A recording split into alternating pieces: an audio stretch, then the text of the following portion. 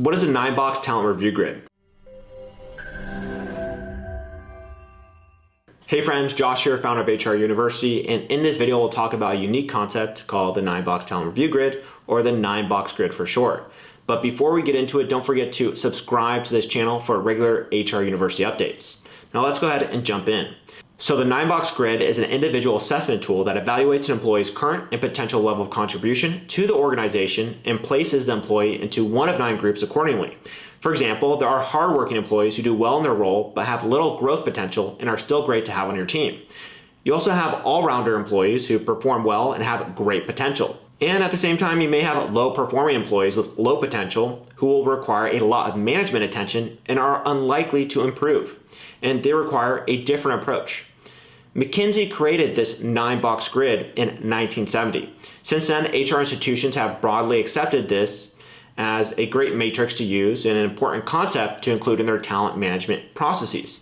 And today, the 9-box grid is still one of the most used company tools for worker evaluation. It helps business owners identify new talent and high prospect employees.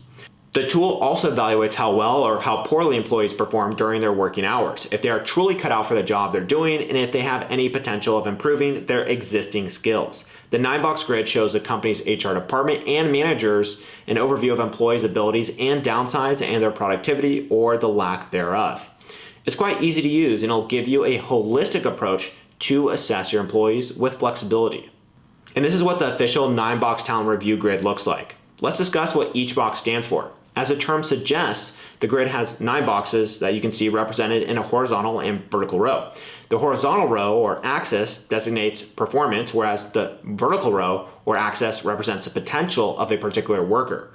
The higher up the worker goes on the axis, the more room there is for expansion of the worker's potential. And the further a worker goes on the right of the grid, the better their performance.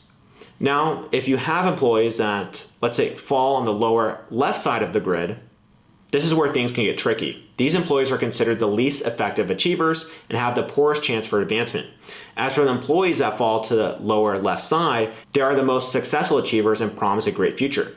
They fall on the utmost upper right box of the grid, meaning they're both high performers and have great potential to develop their skills even further. And now for the secrets on how to create your own 9-box grid. The first step to creating a 9-box grid would be to evaluate the employee performance. Every box, whether vertically or horizontally, has low, average, and high markings.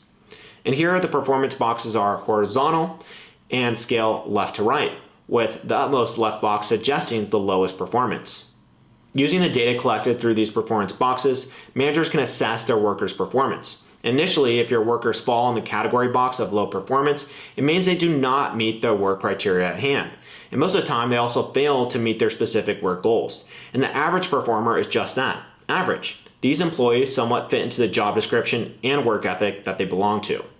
They'll moderately align with the job needs as well as their personal goals. And the third type of employees includes those that fall into the high performance category box, meaning they can satisfy each and every job criteria as well as their personal goals. As for how you should assess the criteria of which employee into which box falls, here's the drill.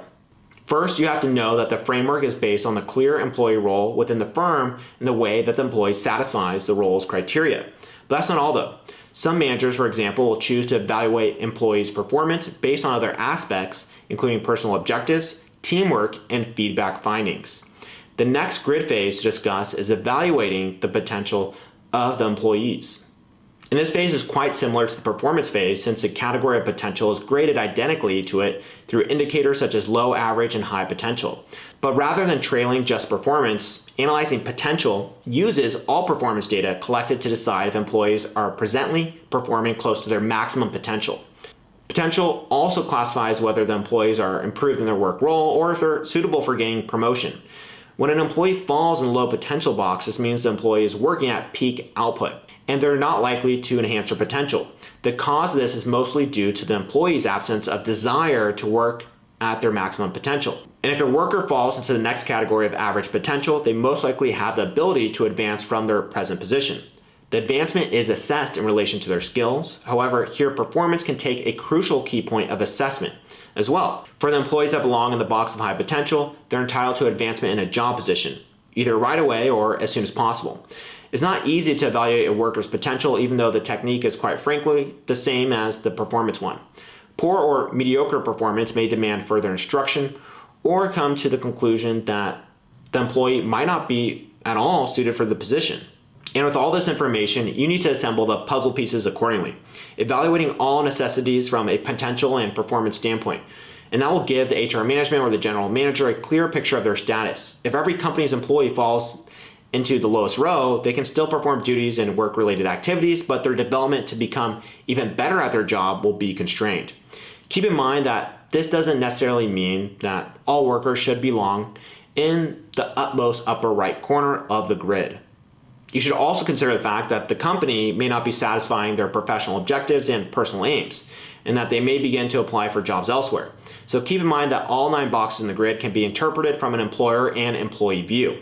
And one more thing before we go, consider that the 9-box talent review grid isn't flawless. In fact, it's mostly subjective, so it doesn't quite measure aptitude.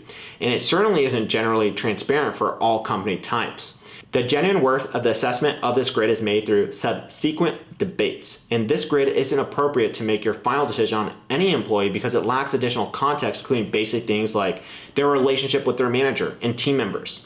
However, it is a great tool to identify your worker's general position and make positive or negative notes about them, depending on what's their potential look like and how well they perform, of course. And there we have it. In this video, we covered the topic of the 9-box talent review grid. If you enjoyed it, make sure to like this video and subscribe to our channel, and that way you can keep up to date with everything HR. And I'll go ahead and see you on some of our following videos. Cheers.